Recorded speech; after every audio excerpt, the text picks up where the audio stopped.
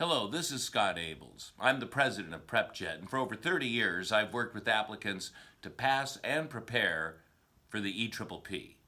I'd like to take a few minutes and talk to you about some of the facts regarding this exam, because there are a lot of myths out there about this test. You know, I ran the two largest brands in the country, and through that experience, which was a great experience for me, I learned a great many things in terms of what's important and what's not. And as a result, taking that information from what I observed working with applicants, we had an idea, my colleagues and I, about something that might be a bit more streamlined to assist applicants in an affordable fashion to pass and prepare their exam. But not with using a lot of books, not with workshops, but with focusing on key content that ties back to specific items in our materials to prepare you for the exam itself. Now let me give you one really important bit of information up front. If you can master clinical questions, ethics questions, psychopathology questions, physio questions, and questions related to lifespan and organizational psych, you'll pass the exam. The other domains are not as important. They don't carry as much weight. And quite honestly, most people get 50% of those correct anyway. But you cannot afford to miss 50% of the clinical questions. And yet today, just as in the 1990s, many applicants miss a lot of the clinical questions. Why? Well, I think it's because the focus tends to be on areas that cause anxiety, that create fear for an applicant. They focus based on their fear. And as a result of that fear, they don't study clinical psychology because they assume they already know it. They might skim through it. Well, I believe, and so do my colleagues at PrepJet, that if you can read our summaries, which is the place that sort of gives birth to our mock exams, then you will know just enough to more than pass the exam. Clinical psychology, psychopathology, and ethics. That's a lot of questions right there. The ethics questions used to be straightforward, pretty simple, black and white, but they're not. There are questions, I'm told, that have sentences that have absolutely no bearing on the question, and the question itself is the last sentence. You need to focus on that last sentence. That's what they're asking. And you should then formulate in your mind, well, what should the answer be? Don't look at the four choices. Just think about that sentence.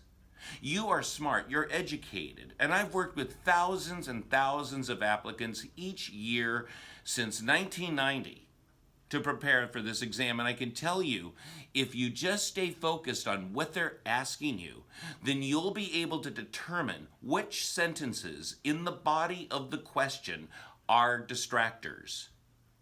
So, you have 10 ethical standards. Then you have questions about Tarasoff, responding to a subpoena. These things can be learned. But when we get into the drugs, such as say in Physio, well, it becomes more complicated. Let me give you an example of something that works with the people I counsel. Think about this. Think about an area of the brain. Think about what is the function of the area of the brain. Is it sleep? Is it cognition? Is it memory? It could be one of several things. And then what disorders occur that could affect that area of the brain, and what drugs are prescribed, antipsychotics, antidepressants, to treat that disorder. So you have the area of the brain, its function, the disorder, and the drug. Right there, you have now touched on psychopathology, physio, and lifespan. It can be that simple. And if you can master those three and the clinical, you're more than 70% to passing, if not more. Ethics questions, again, they can be straightforward if you read carefully. Organizational psych, let me say something about that. Unless you work at a large company or are familiar with human resources, employee evaluations, etc., Some of this is alien, but as I have said from many, many years, this is the most regressive thing you're ever going to do. So sometimes the less you think you know, the better off you are. So my hope is that with organizational psych, if you just read our summaries, then you will know enough to answer and master our mock exam items. And that will help you pass the exam. This does not have to be as difficult as many people think. There's a lot of myths out there. And for many years, through my former brands, my current brand, at APA conventions, when I speak to groups, and when I work with individuals, I do my very best to help people understand what you should focus on and what you need to let go. Because there are certain things you just don't need to worry about.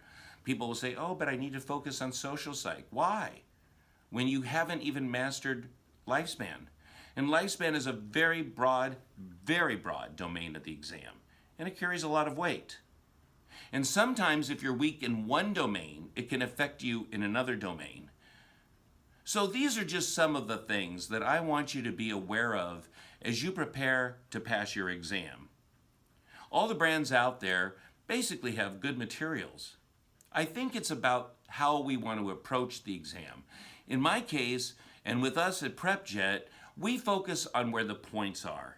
We don't want to waste time, and we certainly don't want you to be held hostage to the program, meaning we want you to pass responsibly in the sense that I don't think it should take someone 6 months. I don't think it should take a year.